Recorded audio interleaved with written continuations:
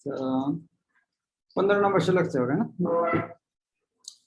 तो हम भगवद गीता चतुर्थ अध्याय अष्टम अध्याय हम पाठ कर रहा था। यहाँ भगवान शुद्ध भक्त बन रहा, अनन्यचेता और सतता।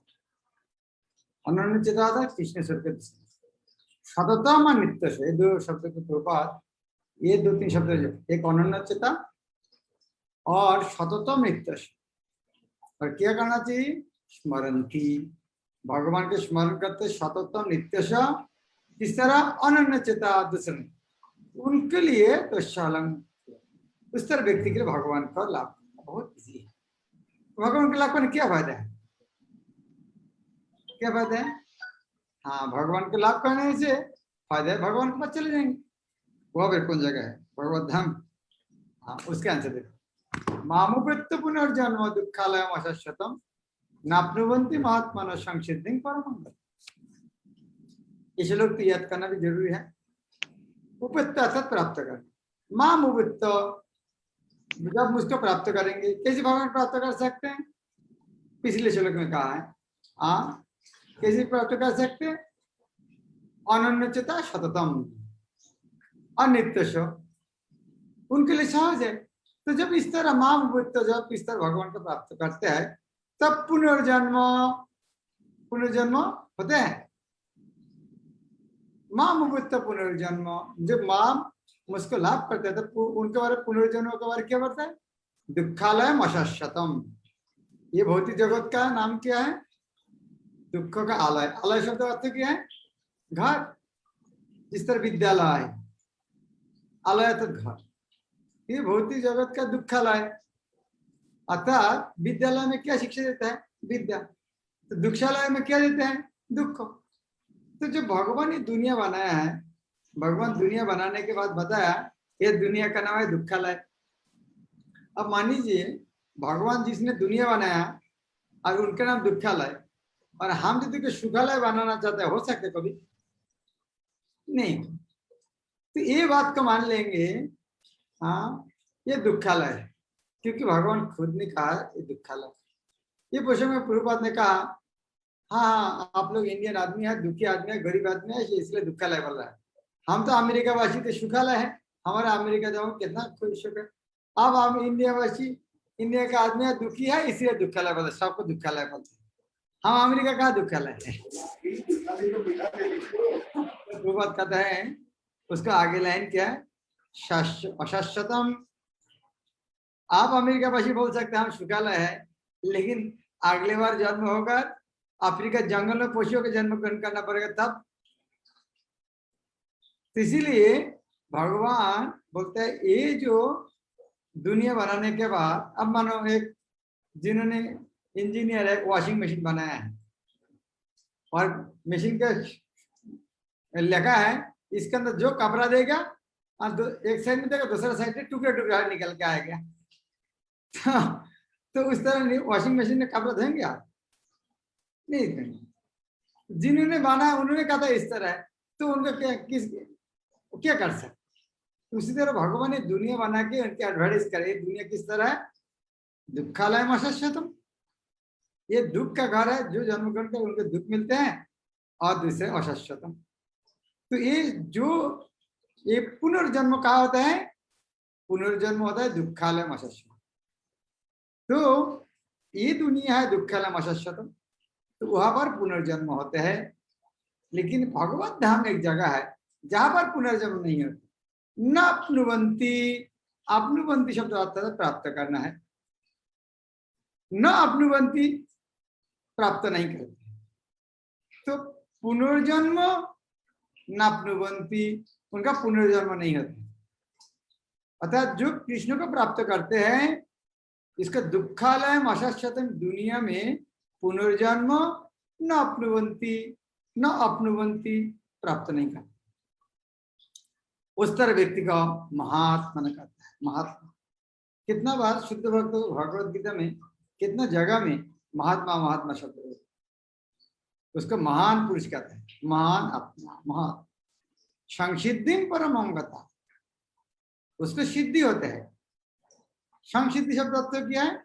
सिद्धि तो हम जानते हैं, संसिद्धि सम्मुख सिद्धि, परमम गता, परम श्रेष्ठ जगह प्राप्त। तो मुझे प्राप्त करके महापुरुष जो भक्ति योगी है, कभी भी दुख से पूर्ण इस अनित्य जगत में नहीं लौटते, क्योंकि उन्हें परम सिद्धि प्राप्त हो चुकी है। अतः ये दुनिया में जो आया है सब, वो पिछले जब भगवान का प्राप्त हुआ नहीं, इसीलिए आया है। क्योंकि यह नश्वर जगत जन्म जरा तथा मृत्यु के क्लेश से पूर्ण है।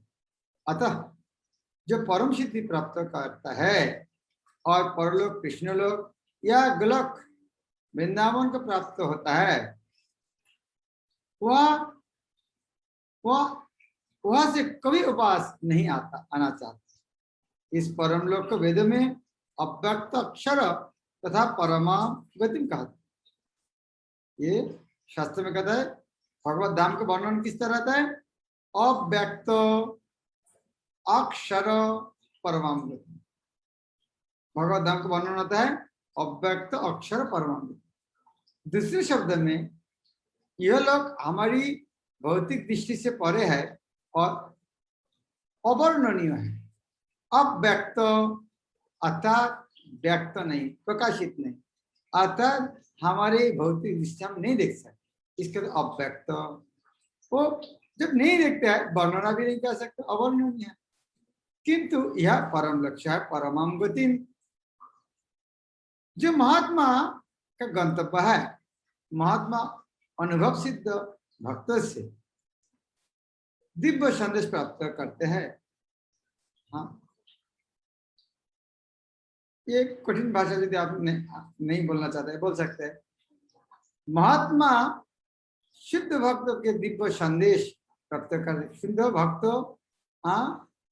से दिव्य संदेश प्राप्त करते हैं और इस प्रकार वे धीरे धीरे कृष्ण भावनामृत में भक्ति विकसित करते हैं और दिव्य सेवा में इतने लीन हो जाते हैं कि कोई न तो किसी भौतिक लोक में जाना चाहता है, यह तक कि न ही वो किसी आध्यात्मिक लोक में जाना चाहता है।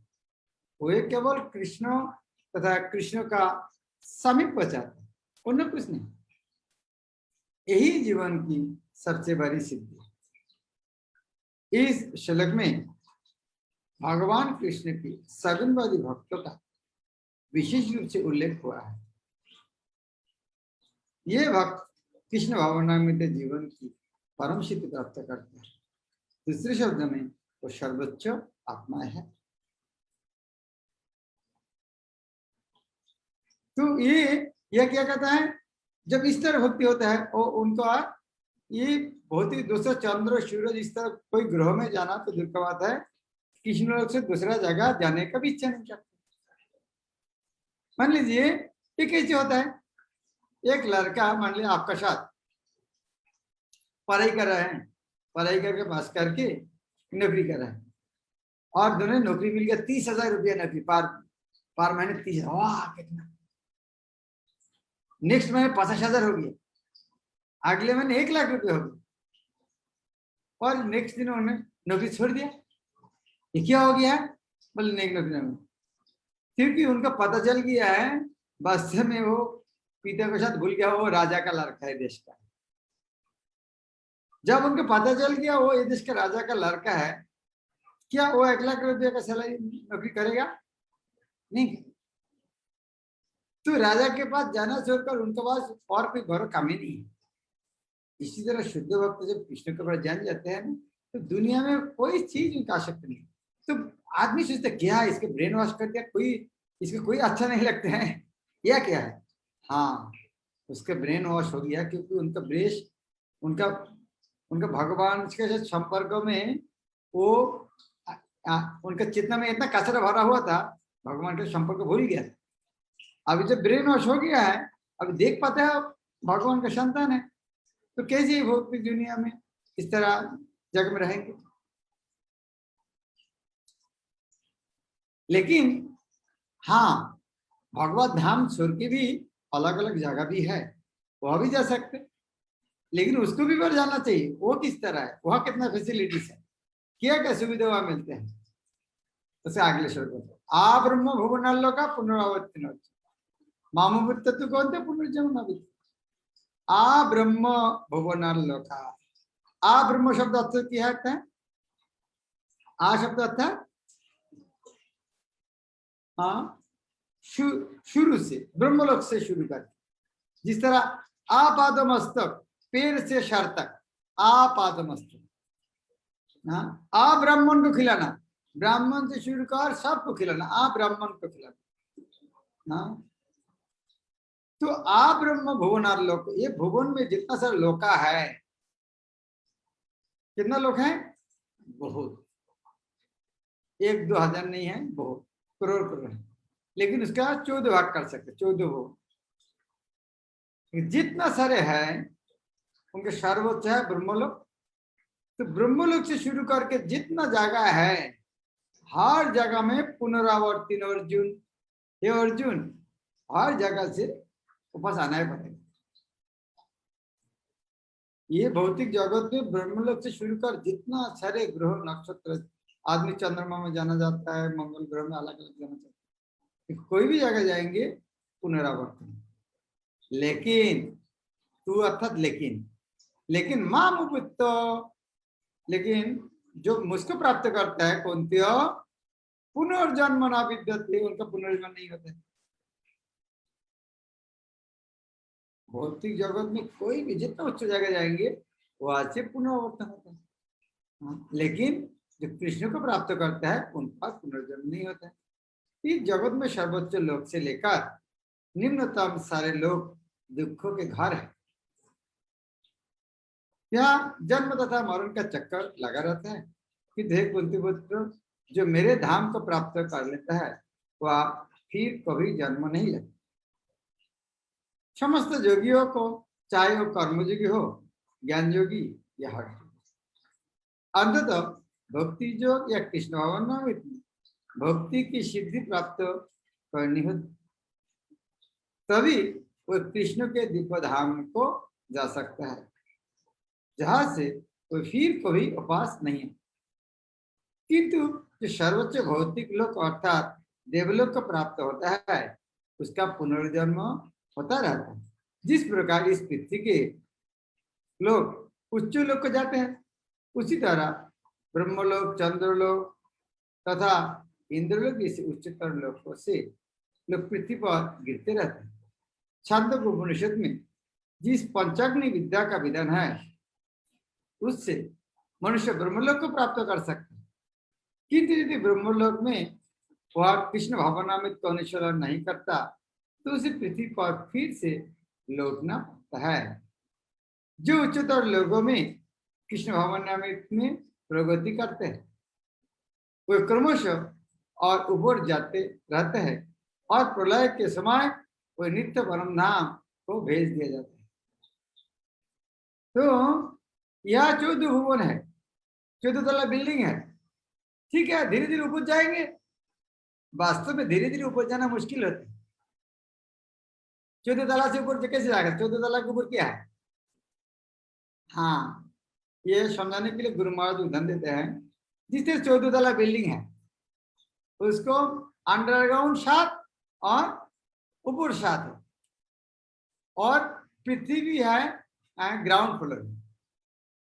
अभी यहाँ से आपका मकान से अमेरिका जाएंगे वो 14 तला बिल्डिंग से नहीं सकते ग्राउंड फ्लोर में आना पड़ेगा आपको वहां से निकल करके आप फ्लाइट पकड़ के अमेरिका जा सकते तो ब्रह्मलोक जाने से भी नीचे आना पड़ता है 14 तला से वहां फ्लाइट नहीं पकड़ सकते तो कोई भी जगह जाएंगे ग्राउंड फ्लोर से निकलना पड़ता तो सबको पुनरावर्तन होते हैं जो उच्चतर लोक में कृष्ण भवन में प्रगति करता है वे क्रमशः और ऊपर जाते रहता है और प्रलय के समय नित्य परम नाम को भेज दिया जाता है तो धीरे धीरे ऊपर जाता है लेकिन वो ब्रह्मलोक पहुंचना जीवन का लक्ष्य नहीं है यह समझाने क्योंकि ये ब्रह्मलोक सब प्रलय के समय सब एक साथ ध्वंस होते विनाश होते सीधा स्वामी भगवद गीता एक भाष्य देते हैं जब इस भौतिक ब्रह्मांड का प्रलय होता है तो ब्रह्मा तथा कृष्ण भवन पे निरंतर पवित्र उनके भक्त अपनी इच्छा अनुसार आध्यात्मिक ब्रह्मांडों को तथा विशिष्ट वैकुंठ लोग को भेज दिया जाता है। नहीं, सबको नहीं, बाकी सबको घूमना पड़ेगा। तो अभी ये ब्रह्मा जो घूमना पड़ता है, तो ब्रह्मा फिर कौन है? तो ये श्लोक समझना बहुत जरूरी है। ब्रह्मा किया है, उनका दिन रात किस तरह है, वो थोड़ा आइडिया तो होना जरूरी है। किस तरह है? सहस्र युग पर्यंतम अहोजत ब्रह्मण विदु रात्रि युग सहस्रांतम ते अहोरात्र विदु। सहस्र युग पर्यंत, सहस्र युग माने युग अर्थात 1000 युग। एक युग शब्द अर्थ क्या है? एक युग शब्द अर्थ क्या है? युग का एक युग शब्द जब आते हैं, ये युग शब्द अलग अलग है। 12 साल में एक युग होता है, कलि युग भी युग होते हैं, दापुर युग भी युग होते हैं। ये कौन सा युग है? ब्रह्मा जी के जो 100 वर्ष, ये जो युग आता है सत्य त्रेता दापर कली, ये कुल मिला के जो एक, इसको एक दिव्य युग कहते हैं। ये युग के बारे में सत्य त्रेता दापर कली, फिर सत्य त्रेता दापर कली, सत्य त्रेता दापर कली। ये जो सत्य त्रेता दापर कली एक बार जो 4 युग एक बार घूम के आता है, उनका नाम है एक युग। तो इस तरह 1000 बार घूमना है, सहस्र युग पर्यंत। इस तरह जब 1000 बार घूमते हैं, सत्य त्रेता दापर कली, सत्य त्रेता दापर कली, सत्य त्रेता दापर कली, इस तरह 1000 बार जो घूमते हैं, अहो एक दिन, अहो अर्थात दिन किसका? जब ब्रह्मणा, ब्रह्मा का विदु, ये जानना चाहिए कि ब्रह्मा का एक दिन अर्थात 1000 चतुर्युग। तो दिन यदि इतना बड़ा होगा, रात कितना होगा? रात उतना ही होगा। रात्रिम युग सहस्रांतम, रात में मुश्किल क्या है? रात में मुश्किल है, रात में उतना लंबा टाइम है, लेकिन दिन में जिस तरह काम होता है उस तरह काम नहीं होता है, सो के रहना का, लेकिन टाइम उतना है। अर्थात सत्य त्रेता दापुर कोली, सत्य त्रेता दापुर, इस तरह 1000 बार घूमने एक दिन होते हैं। उसी तरह 1000 बार घूमने एक रात होता है, लेकिन 1000 बार से तो होते नहीं क्योंकि रात में है, लेकिन टाइम उतना ही लगता है। मानवीय गणना के अनुसार 1000 युग मिलकर ब्रह्मा का एक दिन बनता है, और इतनी बड़ी ब्रह्मा की रात्रि भी होता है। भौतिक ब्रह्मांड की अवधि सीमित है, यह कल्पों के चक्रों रूप में प्रकट होता है। यह कल्प ब्रह्मा का एक दिन है, जिसमें चतुर्युग सत्य त्रेता दापर रकोली के 1000 चक्र होते हैं। तो ब्रह्मा के एक दिन को बोलता है एक कल्प। ब्रह्मा के एक दिन यह कल्प है, यह नाम याद रखना। कल्प शब्द आता है ब्रह्मा का एक दिन। दिन के बाद कल्प का अंत में रात होता है, जगत ध्वंस होता है। फिर कल्प शब्द बहुत बार आएगा। कल्प अर्थात ब्रह्म के एक दिन, अर्थात जहां पर सत्य त्रेता दापर तथा कली के 1000 चक्र। सत्य युग में सदाचार ज्ञान तथा धर्म को बोलबाला रहता है, और अज्ञान तथा पाप का एक तरह से नितांत अभाव होता है। यह युग 17,28,000 वर्षों तक चलता है। त्रेता युग में पाप का आरंभ होता है, और ये युग 12,96,000 वर्षों तक चलता है। दापर युग में सदाचार धर्म का ह्रास होता है और पाप बढ़ते हैं। ये युग 8,64,000 वर्षों तक चलता है, और सबसे अंत में कली युग है। जी सर, 4,32,000 में 5,000 वर्षों से भोग रहा है। कली युग आता है जिसमें कलह, अज्ञान, अधर्म तथा पाप का प्राधान्य रहता है, और सदाचार का प्राय लोप हो जाता है। ये युग 4,32,000 वर्षों तक चलता है। इस युग में पाप यहाँ तक बढ़ जाता है कि इस युग के अंत में भगवान स्वयं कुल के अवतार धारण करते हैं, असुरों का संहार करते हैं, भक्तों की रक्षा करते हैं और दूसरे सत्ययुग का शुभारंभ होता है। इस तरह वह क्रिया निरंतर चलती रहती। ये चारों युग एक सहस्त्र चक्र का लेने पर ब्रह्मा की एक दिन के तुल्य होते। इतने वर्षों की उनका एक रात्रि होती है। ब्रह्मा ऐसे 100 वर्ष जीवित रहते हैं और तब उनकी मृत्यु होती है। ब्रह्मा के ये 100 वर्ष गणना पृथ्वी के अनुसार कितना होता है? कोई अक्षर के बाद 7 शून्य होते हैं, 1 करोड़ बोलते हैं। तो कितना करोड़ हो गया? 3 करोड़ 11 लाख 4,000 करोड़ वर्ष अपना। तो इसको हम थोड़ा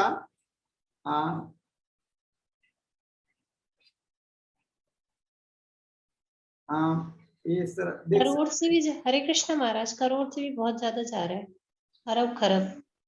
क्या हुआ? हरे कृष्ण महाराज 311 खरब बन रहा है। ओके,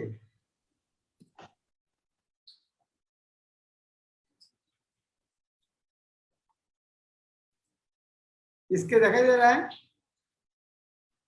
यस महाराज। हाँ, स्क्रीन दिखाई दे रहा है? यस महाराज। यस महाराज। अरे कब नियत करना, क्योंकि दिखाई नियत दे करना रहा है। बहुत जरूरी है। कलियुग 4,32,000 को याद रखना। इसको 1 गुण, दापर युग डबल, तेता 3 गुण, सत्ययुग 4 गुण, और कुल मिला के 10 गुण हो गया। तो टोटल है कलियुग का 10 गुण है, ये 4 युग मिलकर 43 लाख 20 हजार। तो ये ब्रह्मा का यह है इसको साथ 1000 चतुर्युग, साथ में रात, तो 43 लाख 20 हजार के साथ 1000 और 2 गुण होता है। और 1 वर्ष में कितना होता है? उसके बाद 365 गुण देना पड़ेगा। ये दो एक्स्ट्रा हो गया, ये 2 नहीं होना चाहिए। 43 20 हजार 1000 2 365, और 100 वर्षों में कितना होता है? उसके साथ भी सब गिनती करना पड़ेगा। तो ठीक है, हमें उतना यह से क्या पता चलेगा? तो हमें समझने के परे ब्रह्मा का इतना बड़ा आयु है। इन गणना से ब्रह्मा के आयु अत्यंत विचित्र तथा न समाप्त होने वाला लगते हैं, किंतु नित्यता के दृष्टि से वह बिजली के चमक जैसे है। नित्य काल के तुलना यह है बिजली के चमक की तरह। कारुणार्णव में अर्थात अर्णवदत सागर, कारण सागर में असंख्य ब्रह्मा अटलांटिक सागर में पानी के बुलबुले के समान प्रकट होते और लोप होते रहते। ब्रह्मा तथा उनकी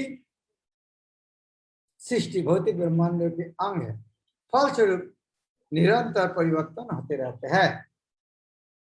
इस भौतिक ब्रह्मांड में ब्रह्मा भी जन्म, जरा, रोग तथा मरण की क्रिया से अछूत नहीं है, किंतु चूंकि ब्रह्मा इस ब्रह्मांड की व्यवस्था करते हैं, इसीलिए वे भगवान की प्रत्यक्ष सेवा में लगे रहते हैं।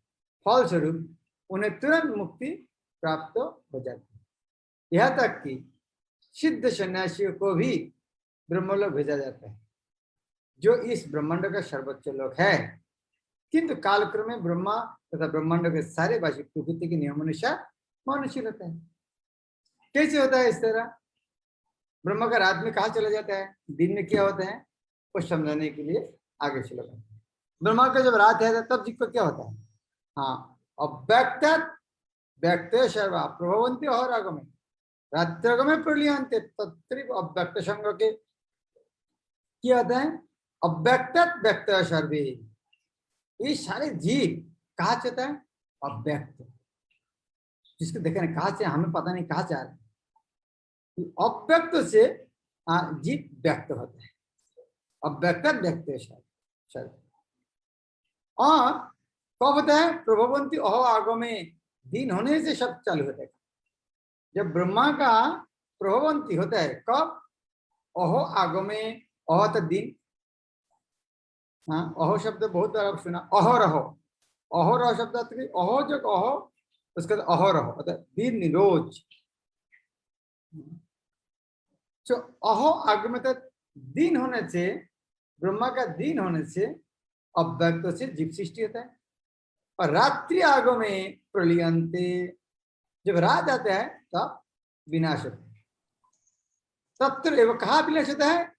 तत्र अव्यक्त, वो जो जहां से अप्रकाशित हुआ है बच्चे, ब्रह्मा के दिन के शुभारंभ में सारे जीव अव्यक्त अवस्था से व्यक्त होते हैं और फिर जब रात्रि आती है तो पुनः अव्यक्त में विलीन हो जाते हैं। तो इस तरह भूतोग्राम भुत्ता भुत्ता प्रलियते, भुत्ता भुत्ता था बार, इस तरह भूतोग्राम, ग्राम शब्द था बहुवचन, भूत अर्थात जीव, भूतोग्राम सारे जीव इस तरह क्या होता है? एवं भुत्ता भुत्ता प्रलियते, बार बार ध्वंस होता है। ध्वंस होना अर्थ क्या है? बार बार ध्वंस होना अर्थ क्या है? उसके बाद सृष्टि भी होता है। भुत्ता भुत्ता प्रलियते अर्थात विनष्ट होता है, सृष्टि होता है, विनष्ट होता है। रात्रिगम अवश्य पार्थ प्रभवंती अहोरागम, इस तरह दिन रात इस तरह से जब जब ब्रह्मा के दिन आता है तो सारे जीव प्रकट होते हैं और ब्रह्मा की रात्रि होने से वो अक्षय अवस्था विलीन हो जाती, कुछ नहीं कर सकते। हाँ, जब ब्रह्मा का रात आ गया तो सब सो गए। आप जितना आप एक्सपर्ट हो आप जाग नहीं सकते, जागना तो दूर कर, विलीन हो जाए। अल्पज्ञ ने पुरुष जो इस भौतिक जगत में बने रहना चाहते हैं उच्चतर लोगों को प्राप्त कर सकते हैं, किंतु उन्हें पुनः इस धरालोक पर आना होता है। कोई ब्रह्मा का दिन होने पर इस जगत को उच्चतर तथा निम्नतर लोगों में अपने कार्य का प्रदर्शन करते हैं, किंतु ब्रह्मा की रात्रि होते ही वे विनष्ट हो जाते। दिन में उन्हें भौतिक कार्य के लिए नाना शरीर प्राप्त होते रहता है, किंतु रात्रि की होते ही उनके शरीर विष्णु के शरीर में विलीन हो जाते, वे पुनः ब्रह्मा का दिन आने पर प्रकट होते हैं। भुत्ता भुत्ता प्रलियते, दिन के समय योग प्रकट होते हैं और रात्रि के समय पुनः विनष्ट होते हैं।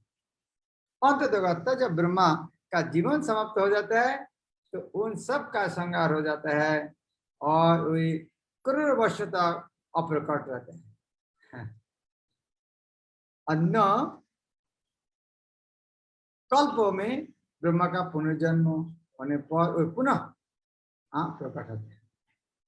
इस प्रकार वे भौतिक जगत के जादू से मोहित होते रहे, किंतु जो बुद्धिमान व्यक्ति कृष्ण भावना स्वीकार करते हैं वो इस मनुष्य जीवन का उपयोग भगवान की भक्ति करने में तथा हरे कृष्ण महामंत्र के कीर्तन में बिताते हैं। इतना सुनने के बाद क्या डर नहीं लग रहा है? नहीं नहीं और आना नहीं चाहिए भाई, इस तरह जाना ना करते रहेगा, चलते रहेगा, कुछ खत्म नहीं होना है। इसलिए चलो आप मिल गया है कृष्ण भक्ति, आज रिस्क लेना ही नहीं चाहिए। इस प्रकार वे इसी जीवन में कृष्ण लोक को प्राप्त होते हैं और वहां पर पुनर्जन्म के चक्कर से मुक्त कर सतत आनंद का अनुभव करते हैं। ये भगवत गीता जानना बहुत जरूरी है। कितना अच्छा वर्णन करते हैं कृष्ण, ताकि लग रहा है कृष्ण ने कितना अच्छा ब्रह्मलोक, ब्रह्मा का आयु कितना अच्छा वर्णन किया। वास्तव में यह वर्णन सुन के लग रहा है हाँ चलो चलो ब्रह्मलोक चलते हैं, वहां जाके रुकेंगे, इस तरह लग रहा है। क्या लग रहा है? कृष्ण कितना प्रशंसा कर रहा है ब्रह्मलोक का, और ये कितना अच्छा इतना लंबा दिन है। लेकिन कृष्ण इतना सुंदर भी वर्णन कर रहा है, उतना लंबा आयु के सुनने के बाद भी आज ब्रह्मा का लोक में ब्रह्म बनने की इच्छा नहीं। तो यहाँ जितने भी गीता में लिखा है हमको पढ़ के कहाँ समझ में आता था, लेकिन प्रभुपाद कितना सुंदर रूप में वर्णन किया। हाँ इतना लंबा आयु होते हुए भी डॉक्टर लोग क्रेडिट लेते हैं। हाँ पहले गौर आयु था 55 साल, हमारे मेडिकल साइंस के डेवलपमेंट के कारण अभी गौर आयु है 60 ईयर्स, 5 साल हमने आयु बढ़ा दिया। हाँ यह क्या बड़ी बात है, ठीक है 5 साल बढ़ा दिए तो क्या फायदा है, लेकिन ब्रह्मा का आयु कितना बड़ा है। हम भक्त लोग ब्रह्मा नहीं बनना चाहते हैं तो 5 साल आयु बढ़ाने का क्या बात है। हरे ओके 6 हाथ रेस और किसी का हाथ मत करना। भुवन मोहिनी माता जी।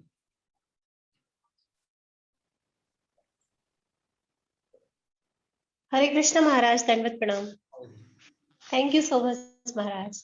महाराज ये जो इसमें एक चीज आई कि जो 15th श्लोक में कि अगर वो अच्छे से वहां पर उच्चतर लोकों में भी भक्ति करते रहते हैं तो उनको ऊपर जाने का मतलब और ऊपर जाने का उनको मौका मिलता रहता है, तो मीन्स वहां पर चांस होता है भक्ति का। हाँ, जिस तरह गोप कुमार की कहानी सुना, गोप कुमार धीरे हाँ। धीरे कहा गया था इंद्रलोक ब्रह्मलोक शिवलोक धीरे धीरे जाने चांस मिलते हैं, मौका मिलते हैं। लेकिन मुश्किल क्या होता है वहां जगह कोई जा अटक जा सकता है। जिस तरह ब्रह्मलोक की जगह इतना मजा लगता है ना और वो जाने की इच्छा नहीं करेगा। वैकुंठ जाके इच्छा करेगा अरे ये तो सब कुछ मिल गया आगे क्यों जाएंगे। हाँ, इसी तरह जो आपको बच्चे को 10 तला बिल्डिंग हो अब 10 तला में ऊपर भेजना है, गुरु महाराज लेक्चर देता है वहां जाओ, लेकिन रास्ता में बहुत सारे मॉल है, बहुत सारे कुछ देखेगा, खाना पीना मिलेगा, तो बच्चा को सीढ़ी में भेजाएंगे कि लिफ्ट में भेजाएंगे? लिफ्ट में लेके जाएंगे। हाँ, क्यों? तो डर है कोई जगह में रुक जाएगा तो गुरु महाराज की क्लास में नहीं जा पाएंगे। इसीलिए हाँ उस तरह हाँ ग्रेजुअल प्रोसेस, सीढ़ी का प्रोसेस भक्त लोग पसंद नहीं करते। यस थैंक यू महाराज। महाराज एक और क्वेश्चन था कि इसमें जो आया कि ब्रह्मा जी का जो 1000 दिन मतलब जब ब्रह्मा जी का दिन हो जाता है तो रात्रि में प्रलय होता है। प्रलय में महाराज क्या सारे लोक भी नष्ट हो जाते हैं, केवल जो लोकों में जीव है वो बस नष्ट होते हैं? सारे जीव सारे लोग सब जीव नष्ट होते हैं लेकिन जो 14 लोक है वो बने रहते हैं, मतलब ऐसे बोल सकते हैं कि कंस्ट्रक्शन मतलब बिल्डिंग बनी रहती है लेकिन उसमें कोई रहने वाला नहीं होता, ऐसा कह सकते हैं? नहीं, उर्दू लोग सब नष्ट होते हैं, रहता है नीचे लोग नष्ट विनाश हो जाते हैं। मतलब पृथ्वी से नीचे वाले सारे लोग नष्ट हो जाते हैं। पृथ्वी नाश हो जाते हैं। और अच्छा। प्रलय अग्नि से क्या होता है? प्रलय अग्नि वो अनंत शेष का फना से आग जलते हैं, वो गर्मी से जो जनतम वो लोग गर्मी के कारण और ऊपर चले जाता है, ये नीचे लोग सब विनाश हो जाते हैं। अच्छा, तो महाराज और जो हर युग के बाद प्रलय आता है वो कैसा होता है? सत्य तथा दापर कली के बाद हर चतुर्युग के बाद जो प्रलय आता है। ना उस तरह प्रलय नहीं आता, हर चतुर्युग के बाद प्रलय नहीं आता। लेकिन प्रलय आप इस तरह बोल सकते हैं जिस तरह कल की आके शाप को विनाश करता है, सब सत्ययुग चालू होता है, उस तरह विनाश नहीं होता। ब्रह्मा के एक दिन के बाद ब्रह्मा के अलग अलग विनाश है। जिस तरह ब्रह्मा के एक दिन के बाद जो विनाश होता है, ब्रह्मा के आयु के बाद एक प्रकार विनाश होता है, और एक प्रकार विनाश हर क्षण भी विनाश हो रहा है, अलग अलग प्रकार विनाश। थैंक यू महाराज, थैंक यू सो मच। महाराज मेघा माता जी है आपसे बात करनी थी, जब आप फ्री होंगे तो आप बताएंगे? हाँ ठीक। जदु कुमार कृष्ण को महाराज जैसे अभी बताया कि जो पृथ्वी लोक है उसके इतने दिनों के बराबर ब्रह्मा का एक दिन होता है, तो जैसे जैसे ऊपर जाते जा रहे हैं जो टाइम स्पैन है वो बढ़ता जा रहा है, तो क्या जो लोअर प्लैनेट्स होते हैं उसमें ये टाइम स्पैन घटता जाता है या फिर वो भी इंक्रीजिंग ऑर्डर में होता है? जैसे हम सोचते हैं पाताल लोक में या नरक लोक में जाते हैं तो वहाँ क्या आयु और बढ़ जाती है, वो ज्यादा भुगत में बढ़ता है कि सेम रहता है कि कम हो जाता है? उनका आयु मेरे पता नहीं, लेकिन उनका भोग इतना ज्यादा है उसको बिलो स्वर्ग कहते हैं, वह भोग बहुत ज्यादा है, उसका नाम है बिलो स्वर्ग। वह भी आयु लंबा होते हैं, ज्यादा खतरनाक है मनुष्य जीवन में। बिलो स्वर्ग में बहुत सुख है। एक क्वेश्चन और था महाराज, लेकिन एक विचार करेंगे वह सूर्य का लोक नहीं, सूर्य का आलो नहीं है, इसका क्या बोले इसका ज्वेल एकदम मनी से उसका लाइट होता है। अलग अलग आदमी का सुख अलग अलग है। हर प्राणी भगवान माया में इस तरह रख दिया ना, जो जो जीवन में है उसको सुखी मानता है। जैसे तुमको जो नौकरी लग गया, वाह मेरा नौकरी सबसे अच्छा है, मेरा नौकरी, मैं कोई कोई सोचता मैं वो ऑफिस का पियोन हूँ जो ऑफिस है हमारे इंदौर शहर में सबसे ऊंचा बिल्डिंग है। तो सब जो जहाँ पर है वो जगह में खुश है। माया इस तरह सृष्टि किया है। ठीक है, ओके। और मैंने सुना था लेक्चर में किसी के कि जैसे कोई भौतिक नहीं, आध्यात्मिक संसार से भौतिक महाराज कोई गोलोक धाम से नीचे आता है जब, तो सबसे पहले ब्रह्मा बनता है, फिर ब्रह्मा से ऐसा। साउंड क्लियर नहीं है। आवाज आ रहा है महाराज? आवाज आ रहा है लेकिन समझ में नहीं आता।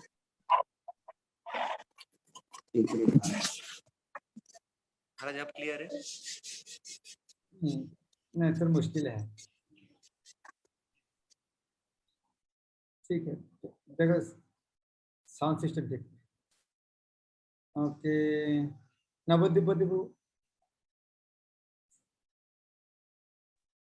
हरे कृष्णा महाराज, दो मिनट सुनो। हरे कृष्णा महाराज, मेरा क्वेश्चन ये था कि ये जो 18वें श्लोक के अंदर 18वें श्लोक में अभी बताया है कि अव्यक्त अवस्था से व्यक्त होते हैं, ये समझना था, ये समझ नहीं आ रहा मेरे को। अव्यक्त, जिस तरह व्यक्त शब्द था प्रकाशित, अव्यक्त अर्थात अप्रकाशित। वास्तव में कहाँ से आया, हमारे आंखों में तो दिखाई नहीं देता है ना, इसीलिए इसको अव्यक्त कहते हैं। लेकिन अव्यक्त से व्यक्त ये क्या व्यवस्था हुई, मतलब मैं समझ नहीं पाया। आपका समझ ठीक नहीं। व्यक्त शब्द का अर्थ है व्यक्त प्रकाशित, अव्यक्त शब्द का अर्थ अप्रकाशित। तो ये जो जिस तरह हमारे शरीर कहाँ से कहाँ, मेरा शरीर जो कहाँ से, अभी जो शरीर है व्यक्त है, दिखाई दे रहा है शरीर इस तरह है, 54 किलो है, जो कुछ है, लेकिन ये कौन से उपादान से तैयार हुआ है, वो उपादान कहाँ था, जहां से आया तो दिखाई नहीं देता है, इसीलिए जहां से आया वो स्थिति का तो अव्यक्त था।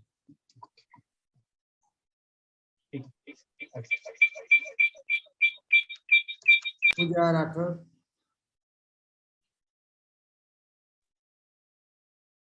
हरे कृष्णा महाराज, दंडवत प्रणाम। महाराज मेरा क्वेश्चन था कि कलयुग में जैसे 100 वर्ष उम्र बताया गया है, तो जो व्यक्ति 100 वर्ष नहीं कर पाता पर वो भक्ति जब भी स्टार्ट करता है तो बहुत अच्छे से करता है, तो क्या फिर भी उसे नेक्स्ट बर्थ, मतलब जब फिर भी उसे पुनर्जन्म लेना पड़ेगा, क्या होगा उसका?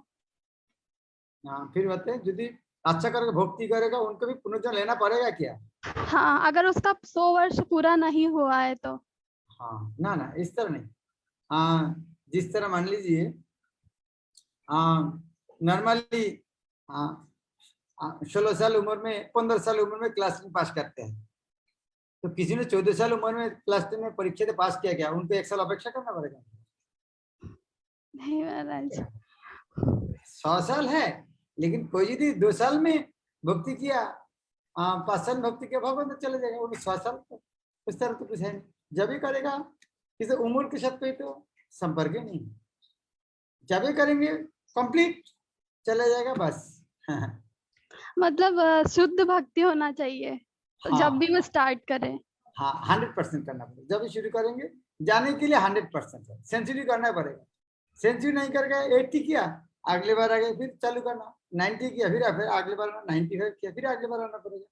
लेकिन एक बार सेंचुरी कर दिया बस, 10 साल में सेंचुरी कर दिया बस, आ नहीं आना। ठीक है महाराज, थैंक यू सो मच महाराज। हरे कृष्णा।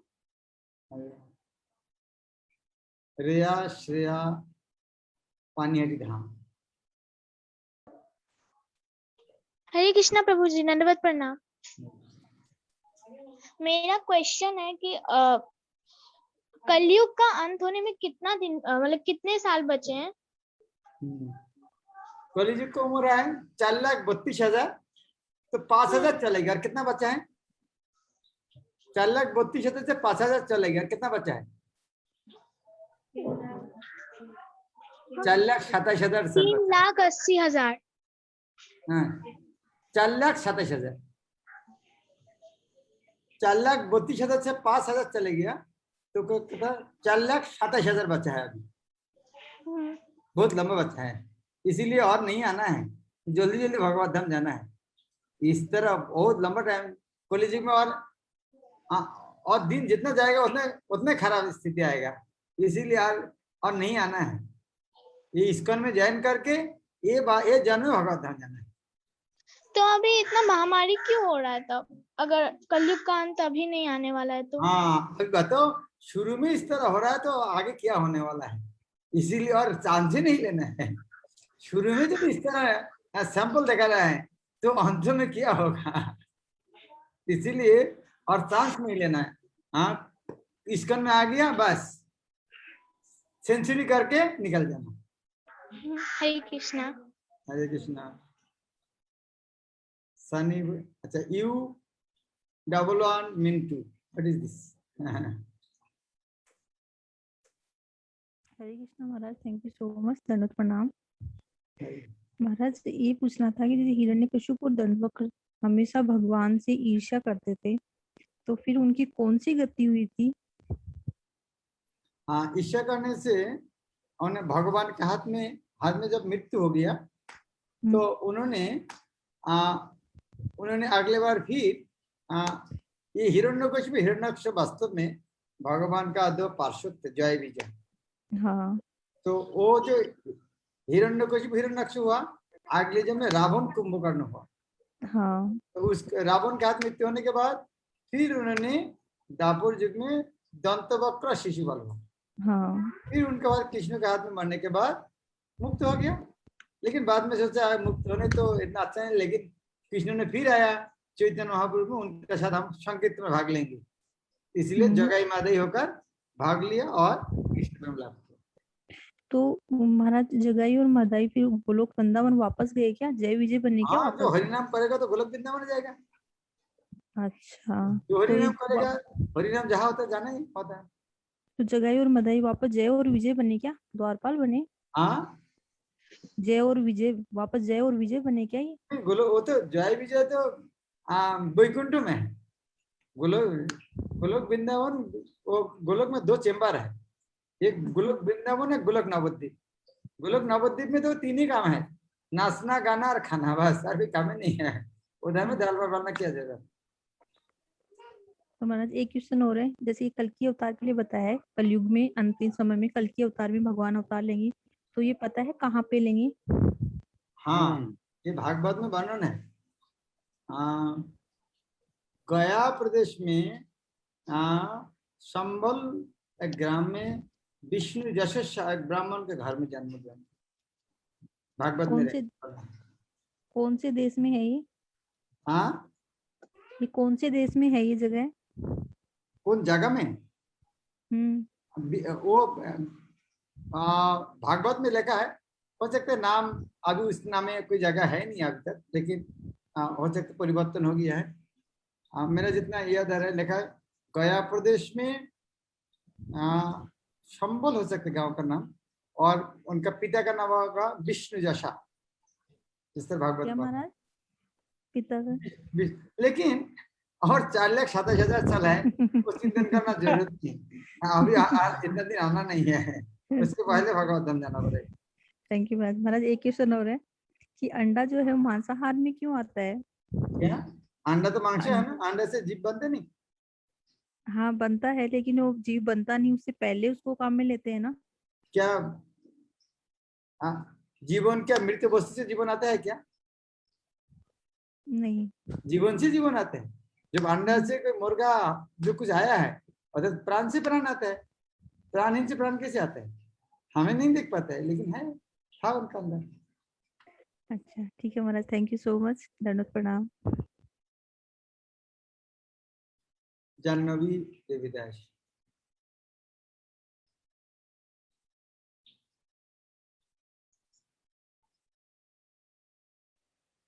हरे कृष्णा दंडवत प्रणाम महाराज जी। हरे कृष्ण। महाराज जी मैं ये जानना चाह रही थी कि सतयुग, द्वापर, त्रेता और कलयुग। तो सतयुग जो है इन तीनों युग में सबसे अच्छा युग माना जाता है। वहां पर जो है सब शांति, ऐसा मतलब हम लोग सुनते थे कि सब शांति रहती है, बहुत अच्छा प्रशासन रहता है। तो महाराज जी उसी समय पे हिरण्याक्ष और हिरण्यकशिपु हुए और उन्होंने भी अत्याचार किए अपनी प्रजा पर। तो क्या ये युग में मतलब ऐसा कोई युग नहीं है जहाँ पे सत्य हो की स्थापना रहे और बहुत अच्छा प्रशासन चलता हो और वहाँ के राजा जो हैं प्रजा पर बहुत अपना मतलब पुत्रवत व्यवहार करते हो? तो इसे प्रत्येक युग में घटने का सुना था कि मतलब पहले सतयुग होता है वो सबसे अच्छा युग कहलाता है, उसके बाद द्वापर, उसके बाद त्रेता, उसके बाद कलयुग। तो उसमें भी तो राक्षस थे महाराज जी, ऐसा क्यों हुआ कि मतलब सतयुग भी अत्याचार से ही भरा हुआ ये था वहां? गीता में ये कहा गया ना, ये भौतिक जगत है दुखालय अशश्वतम। ये भौतिक जगत है दुखो और अशश्वत, क्योंकि एक कैद खाना में क्यों आदमी भेजता है? कष्ट देने के लिए। हाँ जरूर कलियुग से सत्ययुग अच्छा है, लेकिन जेल खाना में फर्स्ट क्लास कैदी, सेकंड क्लास, थर्ड क्लास कैदी है। जरूर फर्स्ट क्लास कैदी का फैसिलिटी ज्यादा है, लेकिन जेल खाना तो जेल खाना ही है। उसी तरह भौतिक जगत एक कष्ट का जगह है। हाँ सत्ययुग में सुविधा ज्यादा है। हाँ कभी कभी इस तरह समस्या आना चाहिए, अशुद्ध होगा, नहीं तो फिर हाँ भौतिक जगत कैसे सब अच्छा चलेगा तो भगवत धाम जाने की इच्छा नहीं करेगा। तो इसीलिए तो कष्ट तो थोड़ा होना ही चाहिए। फर्स्ट क्लास कैदी को यदि सजा नहीं मिलेगा, उनको पता चलेगा भाई हम यहीं रहेंगे, हर कोई काम करके जाएंगे नहीं, सब कुछ मिलते हैं, हम बाहर में जाएंगे नहीं, कष्ट तो होना ही चाहिए। ओके आज बहुत हाथ है मैं और सब कंसर्न साधना राधिका माता जी, परमेश्वरी माता जी और चित्तहरिपुर, 3 क्वेश्चन, बाकी सब काला। साधना राधिका माता जी।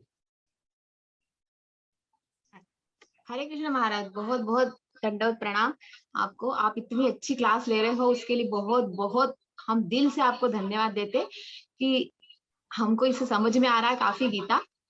और मैं ये पूछना चाह रही थी महाराज कि जैसे आपने से बता रहे बार बार कि वो दुखालय अशाश्वत है, सच में उसकी अनुभूति भी हो रही बार बार कि सच में बहुत दुख है, बहुत ही अशाश्वत है।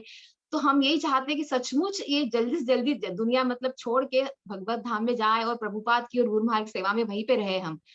पर बार बार फिर ये भी बताया जाता है कि निरंतर कृष्ण नाम लो, हमेशा भक्ति करो, कृष्ण को कभी भूलो मत, हमेशा भक्ति में लगे रहो।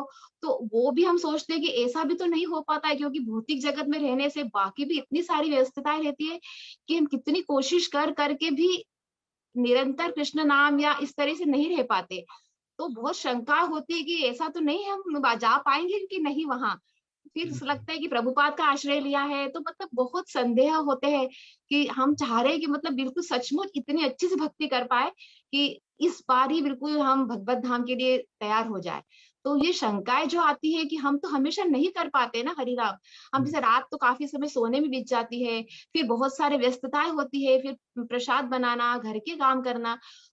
तो हम क्या करें महाराज, ऐसा क्या करें कि जिससे हम सचमुच ही बिल्कुल निश्चिंतता के साथ सोचे कि हम जाएंगे भगवत धाम?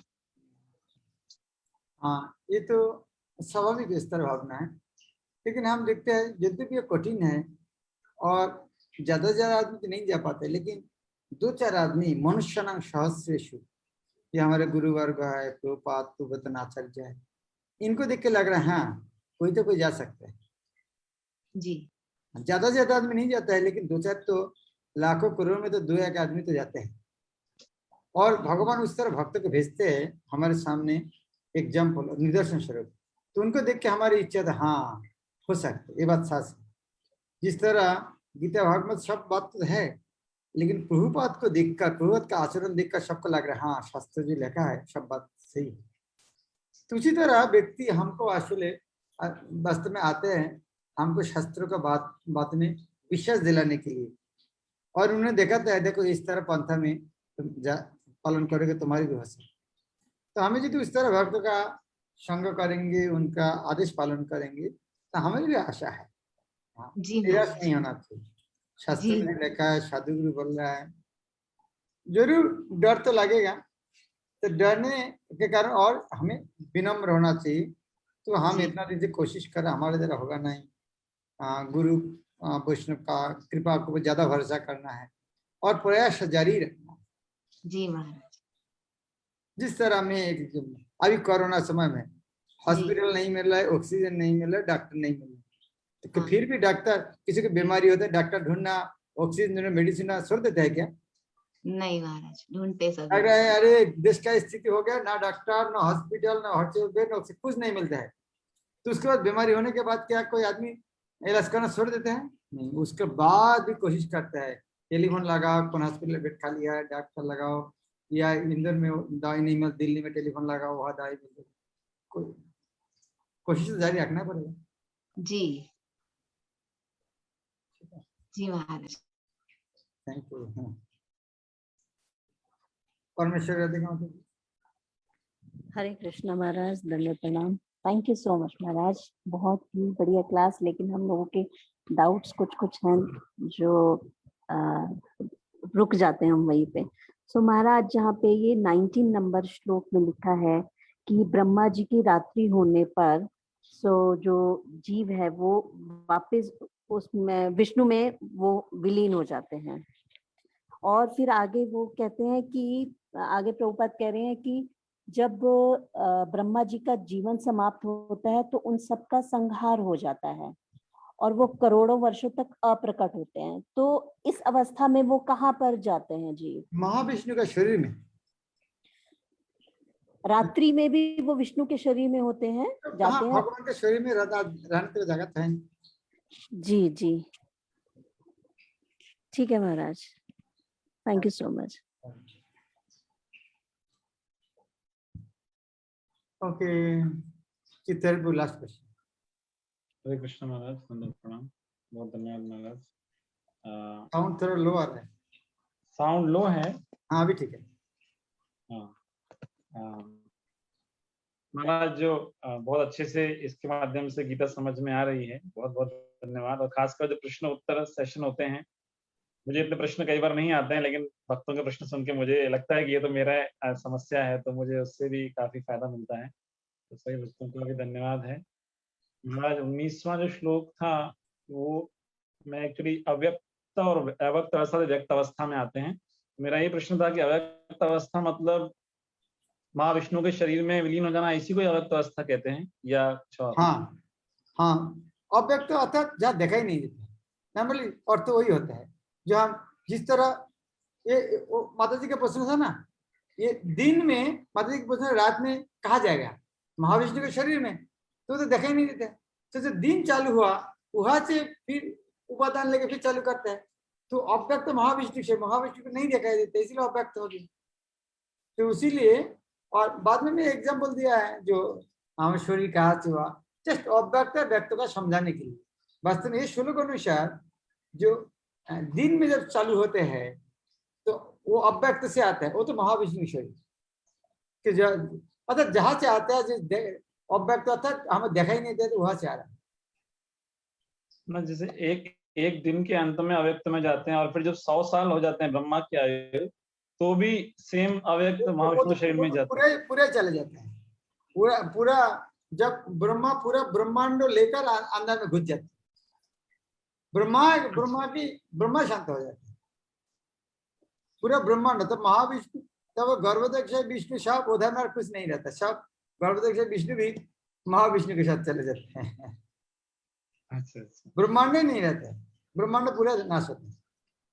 और जब एक दिन जब होता है उस समय ब्रह्मांड रहता है, सिर्फ जीव चले जाते हैं। हाँ, लेकिन निम्न लोग नाश होते हैं, निम्न लोग नाश हो जाते हैं। Okay, thank you very much. Srila Prabhupada Bhagavad Gita. Hare Krishna महाराज, दंडवत प्रणाम। हरे कृष्ण महाराज, दंडवत प्रणाम। हरे कृष्ण महाराज जी, दंडवत प्रणाम।